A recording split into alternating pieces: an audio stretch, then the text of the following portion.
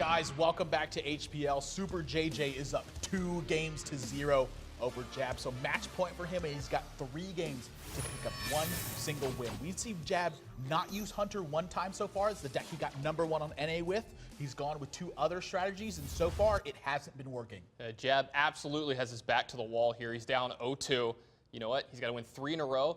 What deck's really good at getting a lot of win streaks together? Hunter. You've done it before. You've put together a lot of huge win streaks. I gotta believe he's bringing it in here. And you know what? We're about to find out right now. Because here we go. Game 3, Super JJ versus Jab. Match point for Super JJ. Guys, get out there on Twitter. Use that hashtag HPL. Let everyone know if you think Jab can come back, what you think he's going to do. And look at this, exactly what I wanted to see. But look at Super JJ. He's queued up Warrior against this. Warrior at times has been known to be very strong versus Hunter. Super JJ has been perfect in his strategy picks so far. Yeah, I got to believe that Super JJ not only did his homework, but is executing his plan perfectly.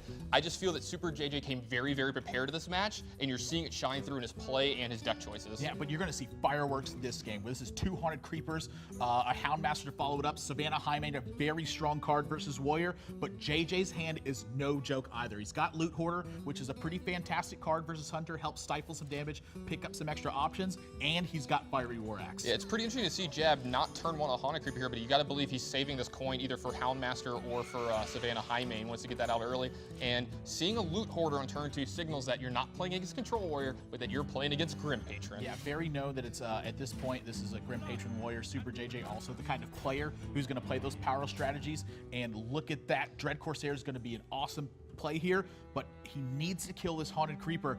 Perfect execution here. He knows Jab's strategies inside and out. That's going to prevent Houndmaster, prevent those big swings, and Jab already on a back foot. Yeah, Jab can't be happy about that. It definitely stops his plan of getting in his Houndmaster really early here. And kill commanding a 3/3 minion is not exactly where you want to be in Hunter a lot, but you know he's going to do what he has to do here. He does have a hand that can play the long game against the Hunter deck here, so what he's going to have to do is put as much pressure on the board as he can over the next couple turns, put JJ on the defensive, and not let him assemble one of these giant combo turns out of the Grim Patron deck. Yeah, one of the big signals here is that kill command tells JJ there's no Eagle Horn Bow in his hand. So as far as the minion control on the board is going, he doesn't have a ton of options to stifle that. So he can invest into this Acolyte of Pain, take his time and look to develop more options in his hand than his opponent can, and look to win the game with superior options instead of just trying to get nothing but big combos and burst your opponent out of the game. Really looking to control it. Yeah, and I like Jab's idea of playing Freezing Trap here this turn. I don't think you can let this Acolyte of Pain just pick off your 1/1 and draw a card here. That's just way too much value you're giving to Super JJ.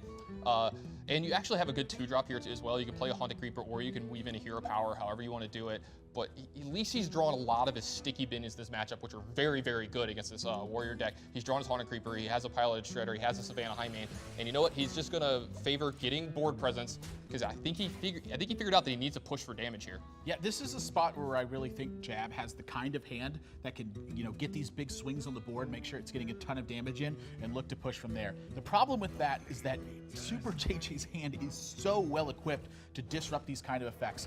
Leveraging his life total here, it's not a big deal for him. He feels totally comfortable doing that. Oh, look wow. at that. Gets a lot of value off the Inner Rage there. Yeah, I mean, it takes some investment here. He is using, 1/2 of that Fiery War Axe plus some of his life total plus a card from his hand, but he's got Acolyte of Pain to make up some of that card advantage. He's got a 6/4 Frothing Berserker on board. He's got a Loot Hoarder to make sure he'll get more options. This is looking disastrous for Jab right now. Yeah, now Jab's gonna get a big play here in a Savannah Highmane of himself, but this Frothing Berserker is gigantic, and it's just gonna get bigger. Ooh, even a Whirlwind picked up here.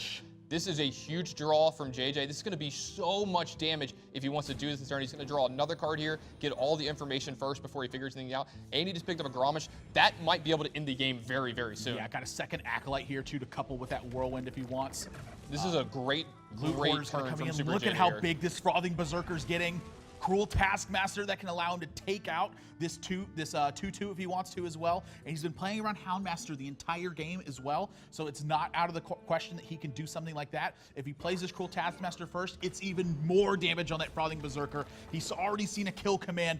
This could be the killing blow. Yeah, full 13 power, 14 power Frothing Berserker here. That is half of Jab's life total. This is match point for Super JJ as well. Jab already against the ropes. He needs to get a very... No, that is not what he needed. He needed either a Huffer or Misha, Yeah, I think he's just dead. This game he is has over. no way to check this. Freezing Trap is going to be procced by the Cruel Taskmaster, and then after that, the Frothing Berserker wins the game. Just like that, one major turn from Super JJ was enough to completely turn this game, turn this game on its side. I mean, he had the advantage, but at this point, he's completely toppled him. He's going to take a 3-0 series here over Jab, really making a claim for himself here at HPL. Super JJ getting his HPL started in just the way you want. The absolute dream. Get a quick 3-0 win, letting everybody know I'm prepared. I did my homework. You could tell that he was prepared for this matchup. He was prepared to play against Jab in every strategy that Jab brought. And you know what?